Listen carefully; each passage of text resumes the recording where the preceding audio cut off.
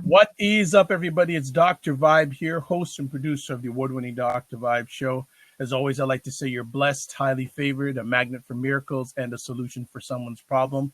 Note that I was a 2018 Innovation Award winner given out by the Canadian Ethnic Media Association.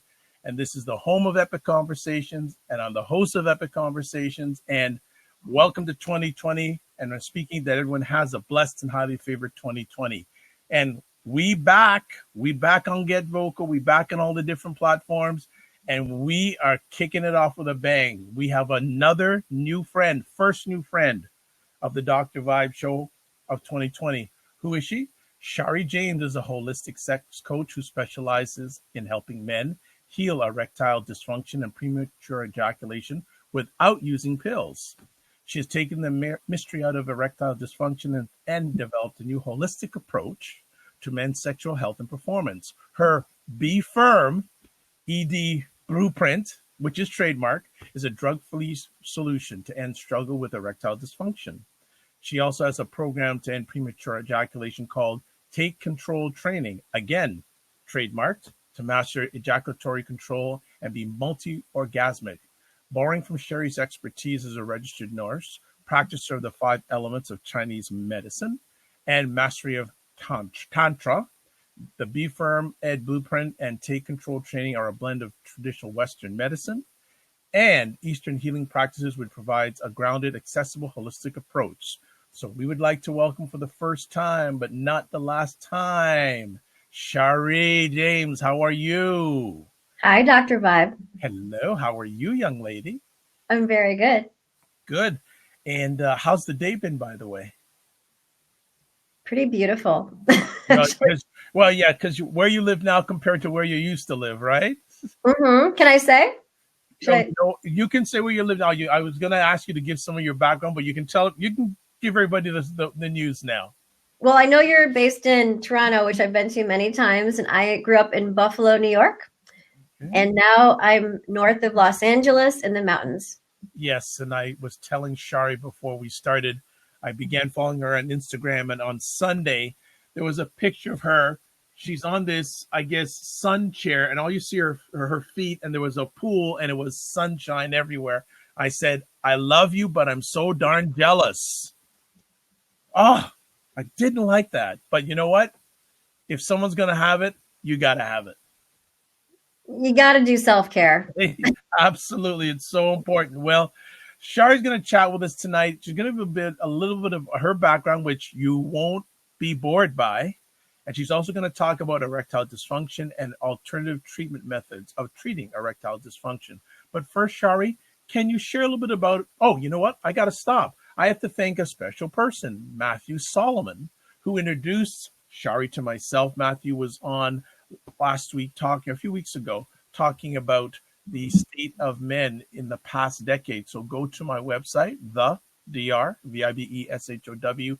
Check out that conversation. And himself, like Shari, will be back on again in 2020. So I had to give that shout out. And also a shout out to watching us live is Melvin Lars and also Sunny Megatron. So now, Shari, we need to find a little bit about your background, where you're from. Yeah, I know the Buffalo thing, but give us some of the Shari journey. Oh my gosh. Okay. I look at my journey in like different initiations, because it's like you're jumping into the unknown. You're kind of jumping into the fire. You have no idea what you're really getting into or what it's going to mean when you reflect on it down the road. So I know you're in Canada, and the first part of my initiation was being a stripper in Canada, but now in Buffalo, we call it the Canadian Ballet. I don't know. Canadian Ballet. Yes. Okay. I don't know if Canadians know that that's what Buffalonians call it. Well, I've never been in one of those establishments, so I'm only going to go by hearsay. All right. So, I mean, really, when I was in that environment, I feel like I was seeing a side of men that women might not always get to see or even might not want to see. And it's like being let into the old boys club.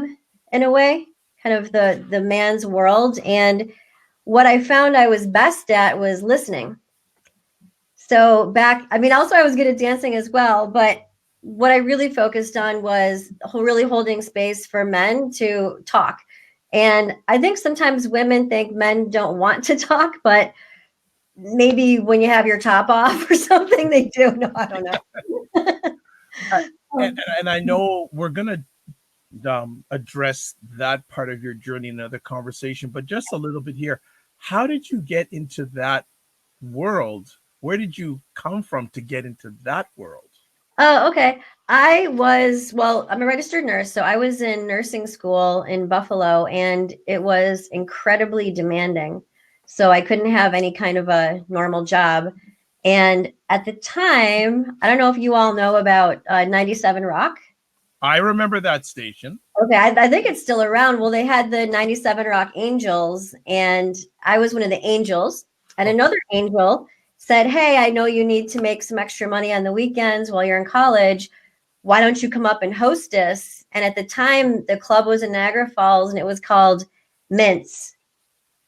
And then for the ladies, they had peppermints, and that was the men dancing. And I started hostessing, and I got more used to the environment kind of once the shock wore off. And I just got really comfortable, and I got comfortable with the clientele, and then I decided to start dancing. Okay. Again, we'll cover that part of your journey more in depth at another conversation. What got you from that world into the coaching world? Well, oh my gosh, we're talking a lot of years here. We're going to go from, let's skip from 1992 until about 12, 14 years ago. Okay. So I didn't know I was going to be doing this, first of all. And I don't think most people do. it's not like you're a little girl and you're like, you know what, man, I would really love to help men with erectile dysfunction. Like that's a calling that comes to you, and you answer it or you don't, which in some cases I tried not to, but it was relentless. So I've now surrendered. But basically, okay, but you said relentless. So were there like, well, I'll let you finish because I've got a question here, but maybe you'll answer it with your sharing. So continue. Well, I stumbled upon what I'm doing now. I mean, okay, so on one hand, it was a natural evolution, but on the other hand, I did stumble into this accidentally. So I was working as a sexual healer. Men, women, and couples were coming to me, and in LA, people are pretty stressed out. And for me, I really feel and believe that in order for healing to occur, a person has to be relaxed, right? So they can like let you in. And people were showing up all jacked up, even just trying to park in LA can like jack you up. So I just created this really basic meditation. It wasn't sexy or trying to be sexy, but I noticed guys were getting hard-ons during the meditation, and they had their pants on, but I could, you can kind of see when something's happening there. And afterwards, kind of like, oh hey, like that meditation seemed to be very arousing for you. And they'd say, yeah, I'm really surprised because I have erectile dysfunction. That's actually something I wanted to talk to you about. So then I thought, okay, well, maybe I'm on something here, because Tantra isn't a cure for erectile dysfunction, right? And there's really, well, now there is a cure, but before there wasn't a cure, and pills just mask the problem. And this was happening with enough guys where they're like, can you help me with this? And I just said, sure. And that's where I started combining the Chinese medicine, the Western medicine, the Tantra, the movement of energy, and also researching it. And at that time, a doctor started sending me his incurables, because I said, hey, I really want to, try to cure this thing. And I said, can you give me the ones you couldn't cure? So he was like, sure, because doctors inevitably want to help. And I just kept working with these guys until the problem was fixed. But I will say that it took me a good 10 years to really be public about it and to not just rely on referrals, because it's a big claim. And I wanted to really make sure that this is something I can do. Okay. I'm gonna parking lot that. I want to go back now. How Okay. did you get into practicing being a sexual healer? Well, how open is your audience? It depends on. Well, we're gonna find out. All right. So, when I was 14 years ago, I had what's called a Kundalini awakening. And that's when the energy at the base of your spine moves up through the channels and it goes to the top of your head. And it's like being made love to by God. Okay. There's no other way to just, describe it. It's the most exquisite experience. And whenever someone has like a full blown Kundalini awakening, they get a gift. And some people become amazing artists, healers, who knows, vocalists. I don't know everyone else's gift, but for me, I became a sexual healer, and it's nothing I had to work at. Okay. I even like got a call one day from someone after this and said, I really need to see you. I really need to see you. And I didn't really know the person. They kind of knew me from the gym at the time. And they're like, I need your help. And I'm thinking, with what, And because at the time I was more so writing comedy, ironically. And I said, okay, I didn't even know how much to charge her. I think I said like $40 or something, Oh because my.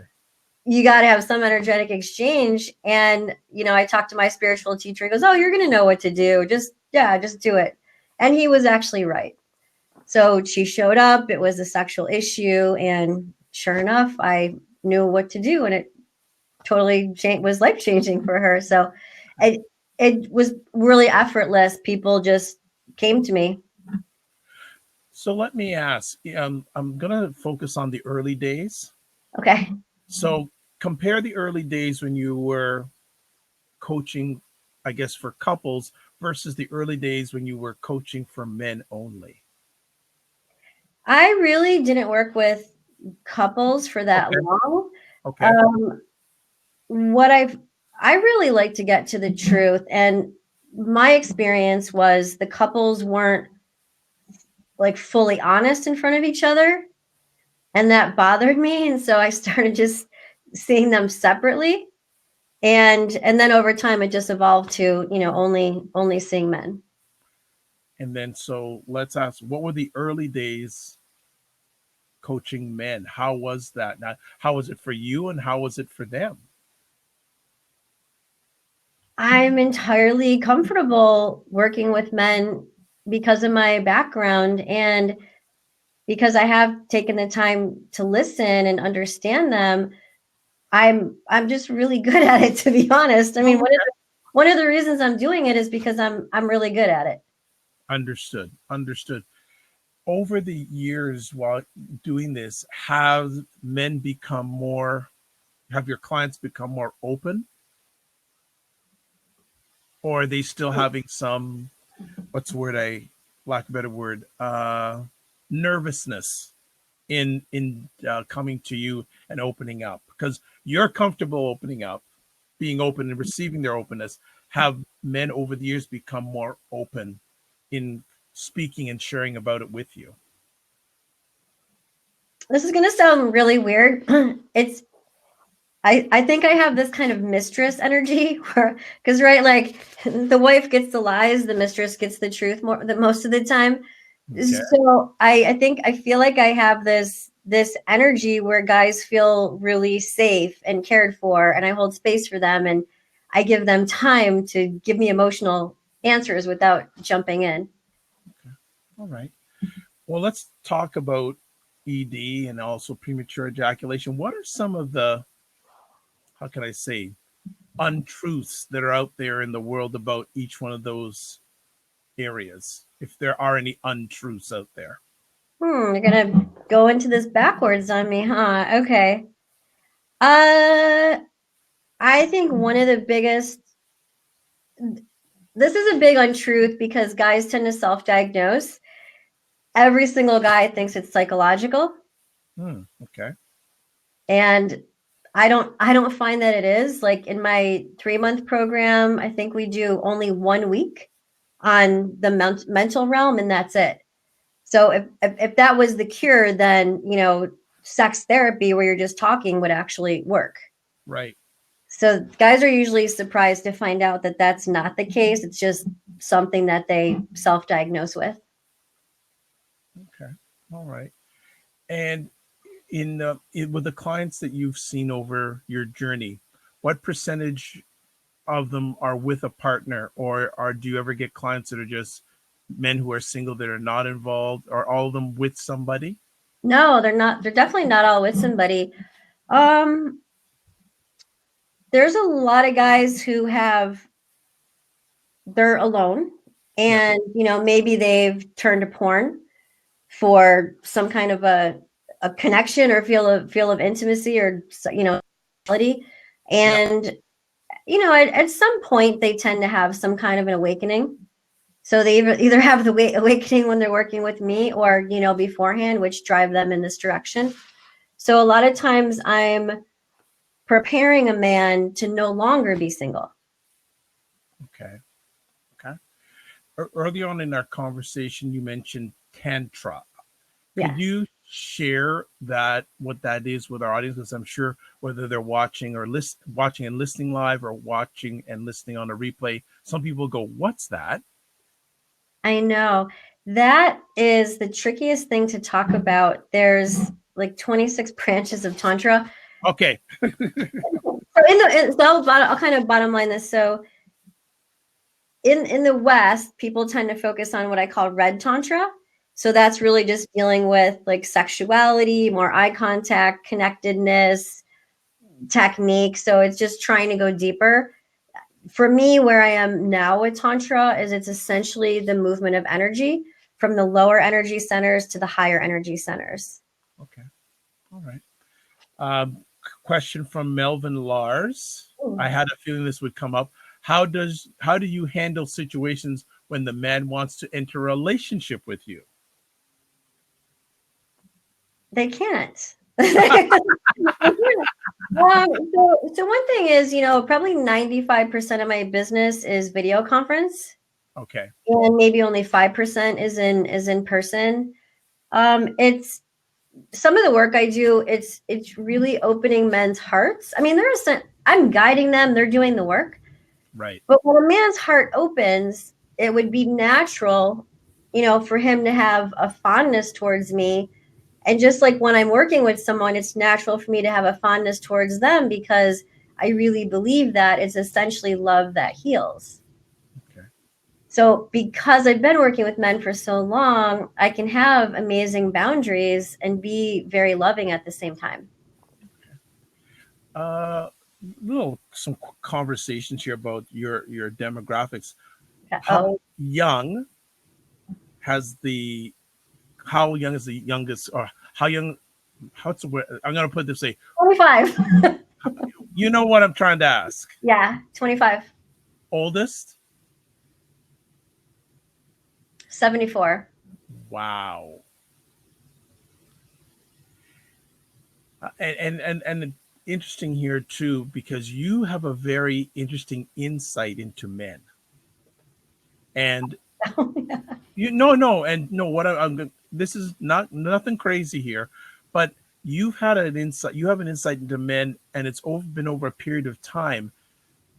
How have men changed? Because if they're really open with you, they're not only just talking probably at times about sexuality, but it's just their thoughts, their goal. Do they ever share that area of their journey of their lives with you outside of the sexual, or you just keep it on They them? share everything because my practice is holistic. Right. There's guys that are now making more money because they worked with me. You know, we really we cover everything. So they definitely share everything. So the one thing that I will add is I have seen a change in men's behavior since the Me Too movement. Let's focus on this now. Okay, I mean, you know, I think that's pretty much Matthew's definitely expertise as well. They've gotten a lot more polite, Oh, respectful, courteous.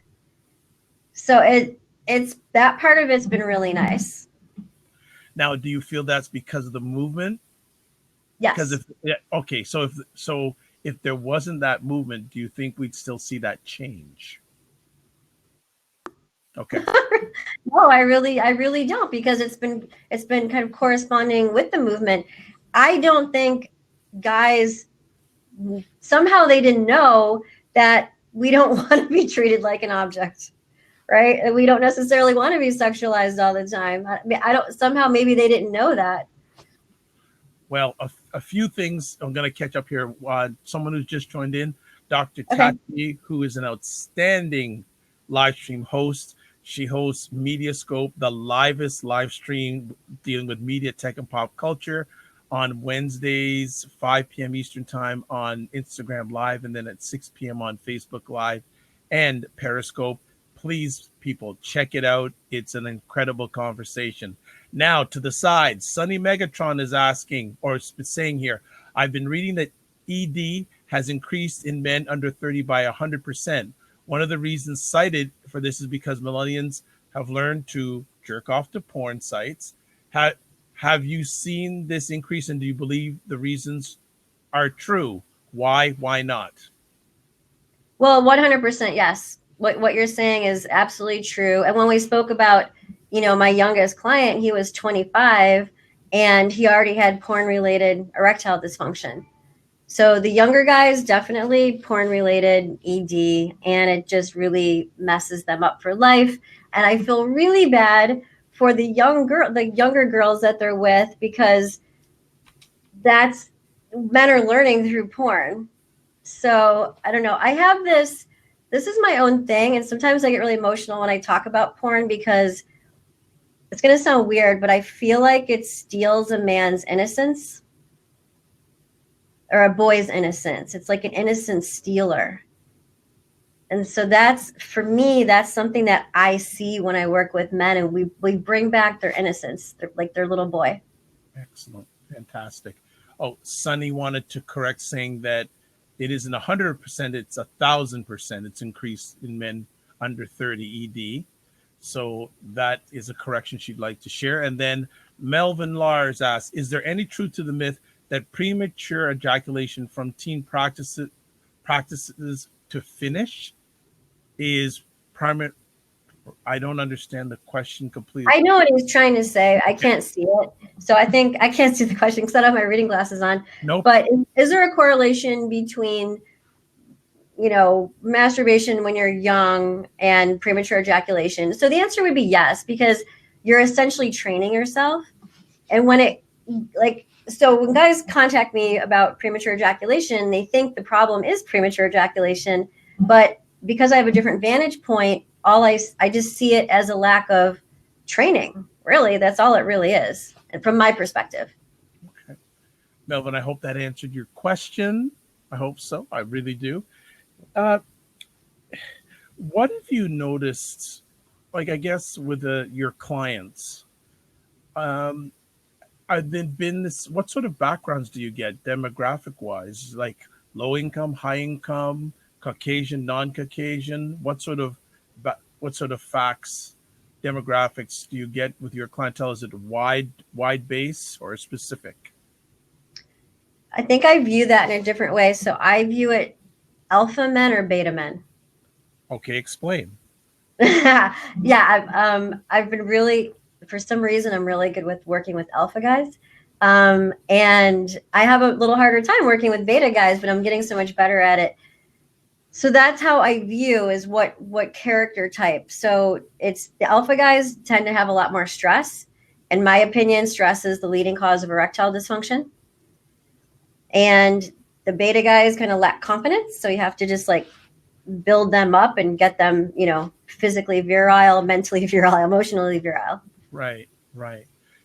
Uh, so why has it been challenging to work with one, not the other?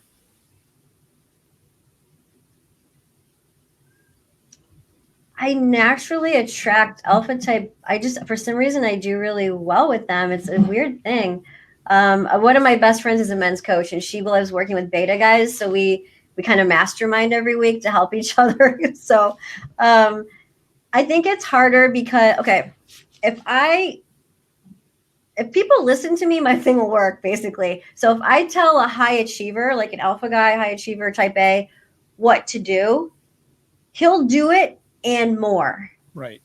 And he'll get results. The beta guys, I kind of have to like get on them more and poke and prod, and I don't want to be overbearing yet not too gentle. So it's a little more challenging for me to navigate that personality type. Okay, and basically, what percentage, if you look at your journey, what percentage of clients have been beta? What percentage have been alpha? And are the numbers switching as you go along your journey? I would say 80% alpha and 20% beta. It's because it's what I naturally attract. I'm pretty tough, so I can handle some alpha men. Oh, here's the thing. I don't like a lot of them at once. Okay. So, like, if I can do an 80-20 in my practice, I'm like, by the time I get to the beta guy, I'm like, oh, this is wonderful. Understood. How do your clients hear about you these days? And okay, because it sounds like, and correct me if I'm wrong, when you first started, you really didn't have to go out and get clients. People were coming to you. Referrals, yeah. Well, doctor referrals specifically, but as it turns out, you can't live on doctor referrals. I found out. Right. Okay. And so how did you enlarge your client base? Sorry, that word just sounded funny. That's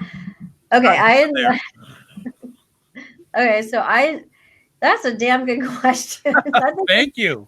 I'm still trying to figure that one out. So just to kind of educate the audience, a lot of people don't realize this. Even though I'm in the sexual health category, I can't do any advertising on social media, nothing on Facebook. And and that makes it really challenging. There are times when I just want to quit because I can't advertise my business in a normal way. I like to say that God is my marketing manager, because last year I didn't do any advertising at all. I don't even think I might have did one post or something on LinkedIn. Wow. And my practice was full. Congratulations. Thank you. Yeah, thank you. This year I'm kind of, starting to post more and put more effort into it, because God is awesome. And it's also nice when I think I can do my part too in the marketing. Sure.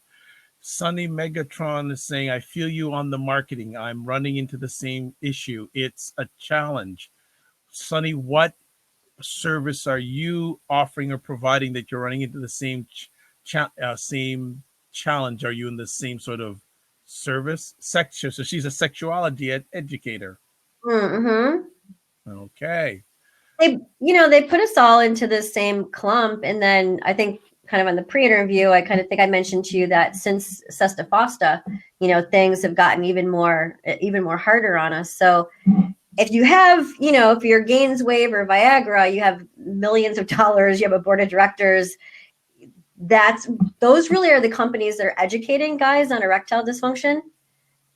And us little people, I think it's just constant effort to put ourselves out there and to keep writing and to keep writing the truth from your perspective. Okay. Well, it's interesting. Sunny Megatron has a show starting next Wednesday, which would be the 15th of January, 2020, on the Get Vocal platform. And I guess she's going to be talking about sexuality. And she says, yes, and it's a big pharma is the only voice. Mm-hmm. So, what are they doing right or wrong? We don't want to hammer them, but obviously what you practice and what they practice are two different things. So where are you different, and where do you feel you're better in what you're offering as a service compared to the pharmas out there? Oh, well, that's easy. I'm actually teaching guys how to heal their own erectile dysfunction. So I'm empowering them. They only have to work with me for 3 to 4 months, whereas you're going to have to be on pills for years. The way I'm approaching this, where we're putting your nervous system in an optimal way to get an erection, which means you need to be in a parasympathetic mode. We're increasing your circulatory system. We're kind of cleansing your mental and emotional bodies and kind of making sure all that junk is out of there.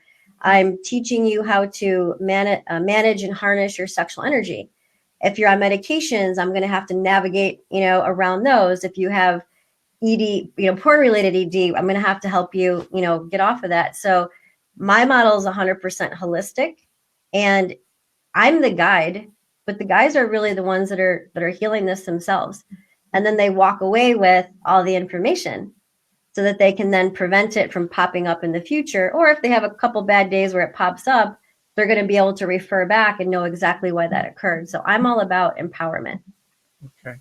Do you feel there's any, or what are there any possible bad side effects from going the medical, like, pill route? Yes. What, did you see my post today or something? No, I didn't, but certainly do share, because again, enough men and also those who love them need to know this. Yeah, well, let me look at my notes, because I actually just did a post on this today. Okay. Because I was doing some research. Oh, this computer is challenging. Hold on. No problem. Take your time. And Sunny, you're doing a show next week, but you're more than welcome to jump in and join the conversation live if you wish. Also, I know Melvin and Dr. Tachi are watching live. There is two spaces open. So if you want to join the conversation live, as Shari's looking for her post. But definitely, Sunny, if you're doing a conversation on this, I wish I could. I'm on a computer with no camera. Okay, no problem, Sunny. Well, you're part of the conversation. So keep on contributing through the chat message on the side. And we look forward to your start of your conversations next Wednesday. I'm ready. Okay, go for it. Okay, so what I focused on in the research was actually chronic side effects, which in these studies that I looked at were only with 1 year or more use of Viagra.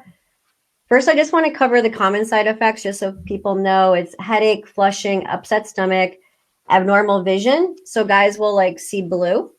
Oh, wow. Yeah, See weird. blue? Yeah, everything will turn blue tinged until the Viagra wears off. Oh, wow. Stuffier, runny nose, back pain, muscle pain, and nausea. So I did some research, and some of the chronic side effects are 10 times more likely of developing glaucoma. And then Viagra, this was a study saying that it could decrease natural killer cell activity. So this is something you'd want to be concerned about, post-prostate cancer. Okay. And skin cancer was actually another one. And a higher rate of melanoma because of the chronic long-term use. So anyway, I just did a post about that because yeah, I don't think Dr. Tachi says skin cancer, and she has 4 question marks after. Does she want me to read my little nugget that I wrote? I'll read it. Please. Well, and this now here's the question. When you see ads for this and many different products, you see medical products, they have those in the little writing at the bottom of the ad. Is this included for Viagra when they're doing this promo either in any sort of media? Because if that's the case, yeah, well, Dr. Tachi's saying throw the whole damn Viagra concept away. Sheesh. All right, these are my people on here tonight. There you go. You were going to read something, so sorry I interrupted. Okay, sure. I mean, it's kind of part of a. Okay, so this is a skin cancer, melanoma, can spread quickly and can kill within a few months. This happens partly by a gene mutation in the cancer that induces melanoma cell invasion by downregulating CGMP specific, oh my gosh, phosphodiesterase type 5 inhibitor. So now what I just described is actually how Viagra works. Right. It's a phosphodiesterase type 5 inhibitor. This means that Viagra may have the same effect on promoting melanoma growth. What? Yeah, so I did some digging. If you really, this is my job. So I'm like trying to educate guys to what the reality is here. Wow. That's that's really concerning. So and now I know you follow this sort of stuff. Have you heard of any men that have had some of these side effects and they become serious at all? Because I have to admit, I hadn't heard about those things. Oh, those ones? I don't. Here's the thing. How would you know? But wouldn't if any if Know it was from the Viagra. You know what I mean? Like, what if you just got? You wouldn't think to link it to that. okay, because I think The other side effect, yes, because that's why they contact me, because they're like, the room is blue. Is there another way I can do this? Right. you've actually had clients saying the room is blue. Yes, and so when they take it, everything becomes a blue tinge. That's scary. I know. Like, but I would think that some men would speak up and put this out in the media, and you know that's concerning. I think that, and for me, it's two-part concerning. First, that those side effects can happen. Actually, three-part. They can happen. They have happened, and no man or no one has screamed about that. Well, let's say that they have. Now, if you do a search for erectile dysfunction on Google, all that's going to come up is like for Hims, Roman, they're like Viagra, Cialis, Levitra, like they have millions of dollars to be towards the front of Google. After that, you're going to have clinics and doctors that prescribe these medications or do these kinds of procedures. So who's going to really hear this? Right. Right. They've dominated everything. That's why it's so hard for myself and I can't see her name, Miss Megatron, Yeah, Sunny. Sunny, to get our word out there, Okay. because they have millions and millions of dollars to advertise. Is when we talk about or have conversation about these two subjects, a lot of times there's a lot of stigma. Is the stigma still as prevalent as it has been in the past? Yes. Why is it still so prevalent, this stigma, in your opinion? Well, it's a topic that guys are ashamed to admit that they have. Well, so look at it this way. Through the education from these pills, because it's Western medicine, it's focusing on a body part. So Right. it would lead you to believe that your penis is broken. Right. Obviously, that's not true since I don't touch guys' penises, but manage to heal the ED just by healing, doing upgrading their body and teaching them some things. But anyways. Yeah. When when you're coaching men who are in relationships, do they share what their partner's thoughts are pre, during, after? Every marriage is so different. Right. Some women really want to be a part of this. Like, it's so tricky. It's so tricky with their partners. This is how I like to explain my process. Okay.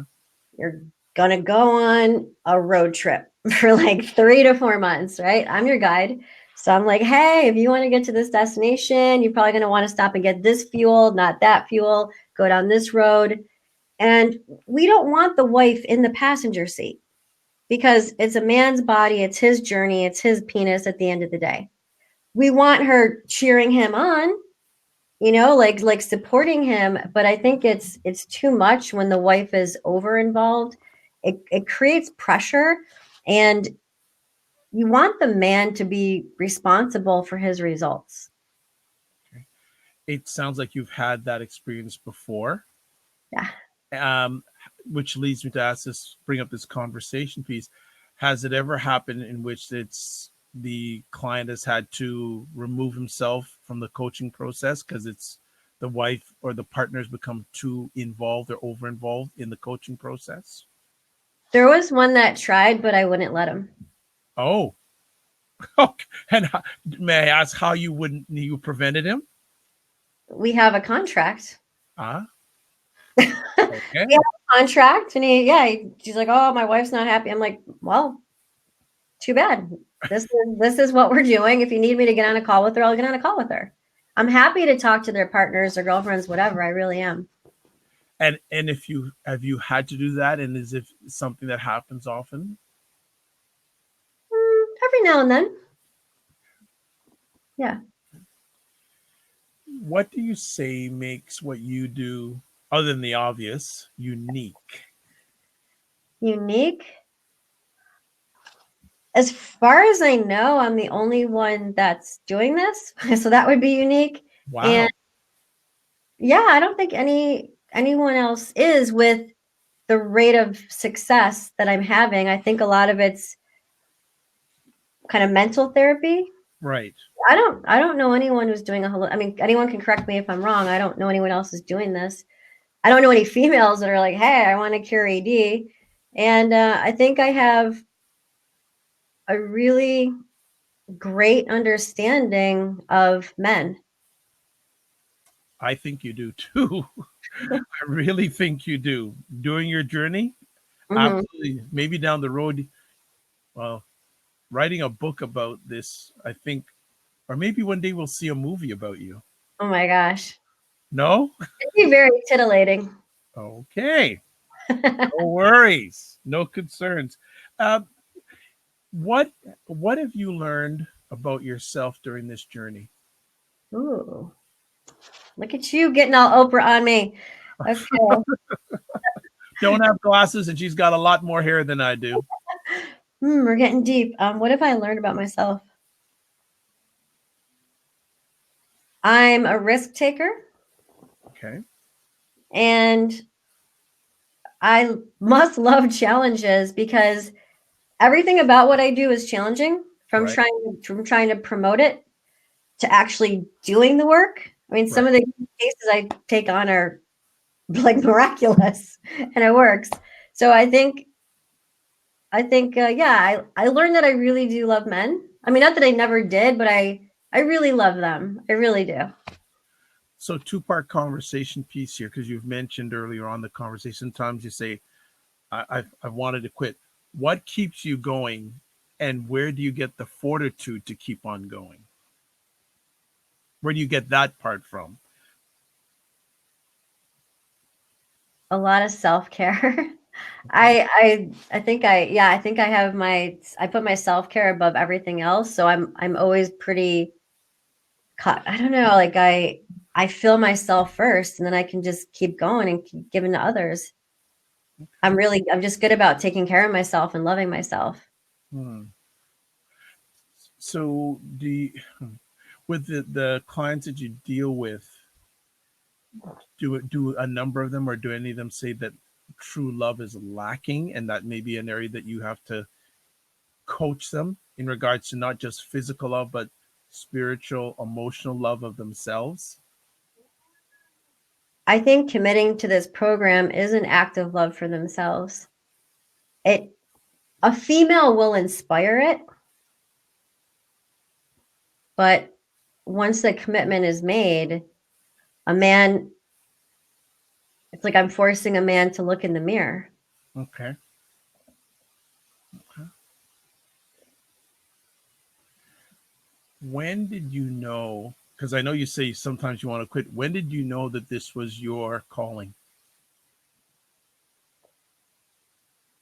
I I mean, I have a comedy background too, so I was working on a script that a production company wanted from me, and I had started a beverage company, like a sugar-free kind of beverage company. I had a little bit of funding. I was in the beginning stages, and then for many years now, this work has been kind of a through line. I've just been kind of plugging away slowly at it, but not necessarily ever thinking it would be my career.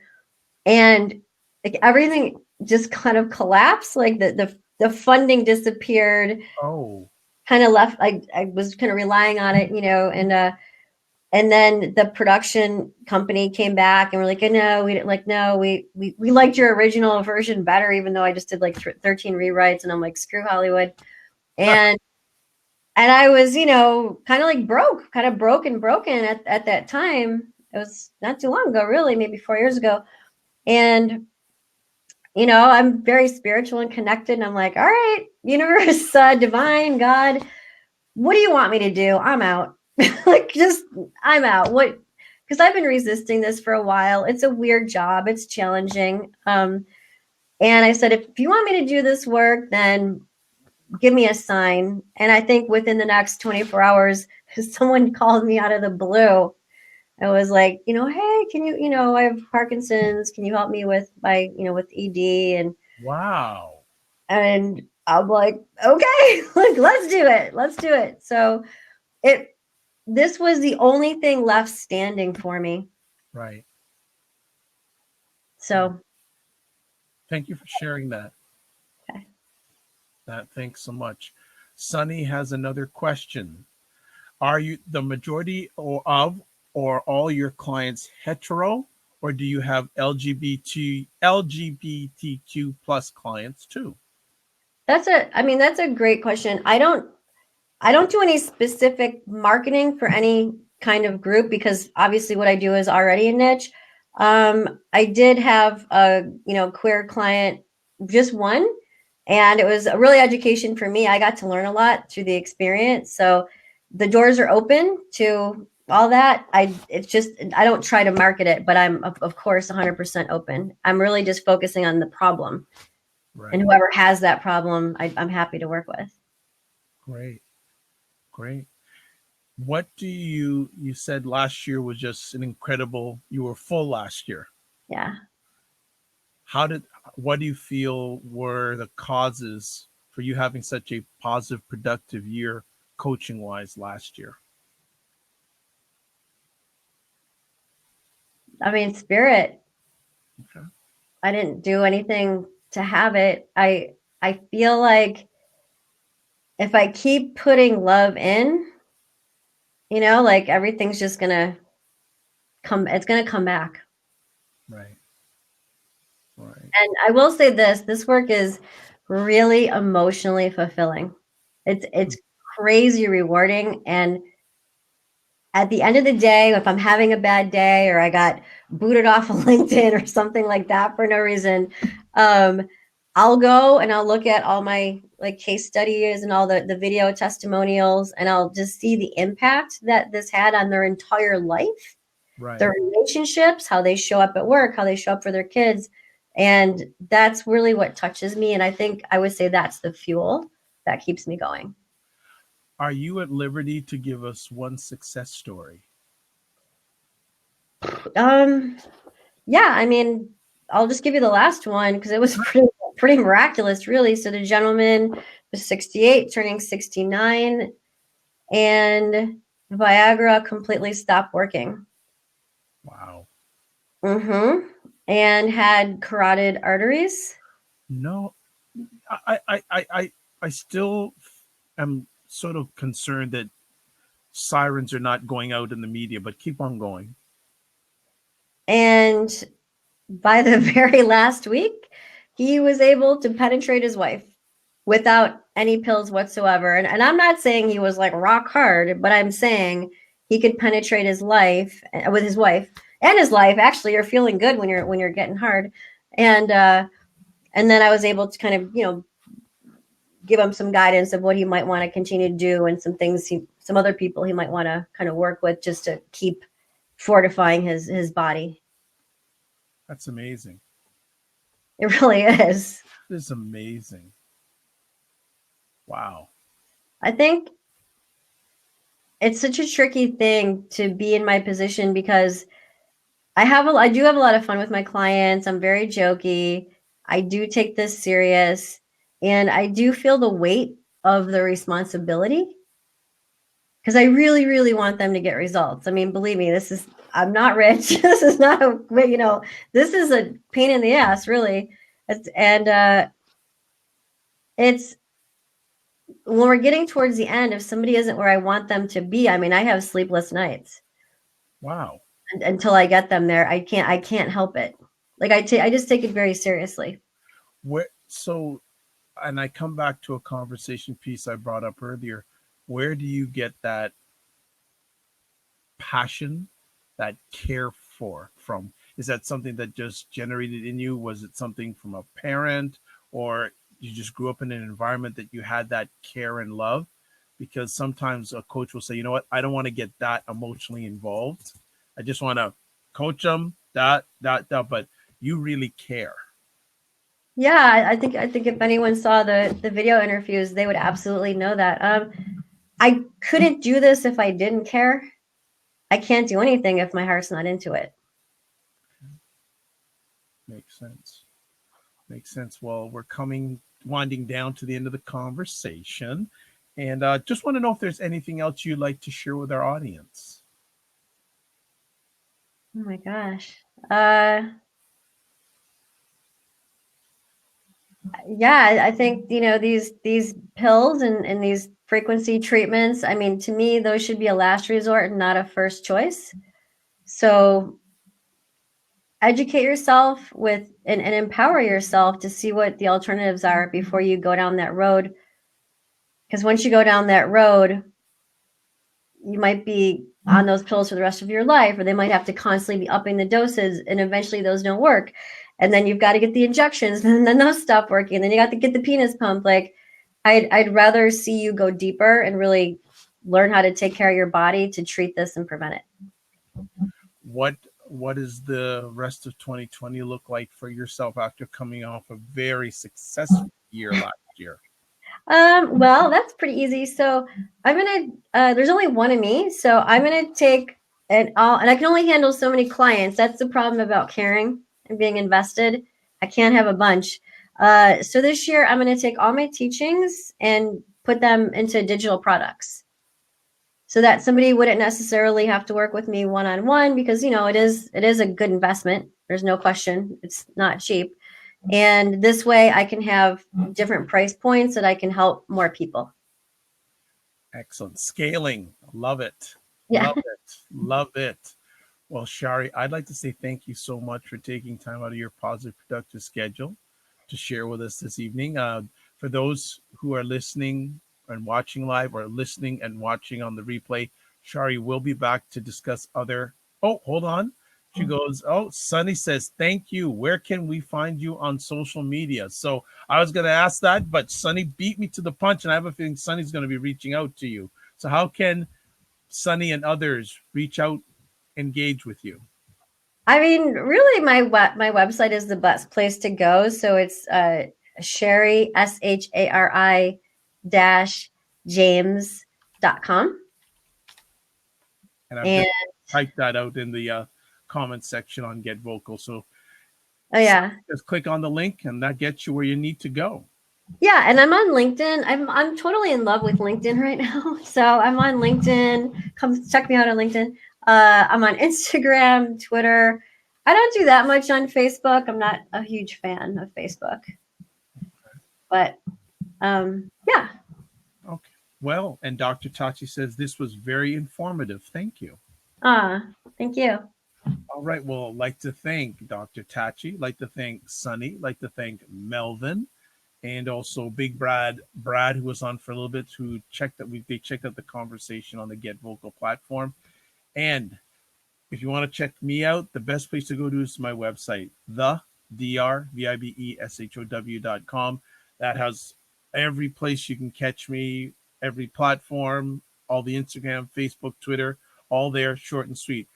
As I said, in the late 2019, I'm making everything short to the point. Go to my website, takes you everywhere you want to go. Now, you're very welcome. Thanks, Sunny, for staying in for the whole conversation, and look forward to catching your conversation starting on the 15th of January on the Get Vocal platform. And I'm going to say, I'm hoping you reach out to Shari, because I have a feeling you'd have some great conversations. Yeah. As always, I like to say, live your life as a dream. If you can dream it, you can make it. Sometimes you have to get small to get stronger. Block assumptions, and then, as always, aim bigger, aim better, aim higher, aim wider. Thank you, everybody who listened live on the replay. It's appreciated, and not taken for granted. God bless, peace be well, and walk good. Good night, everybody.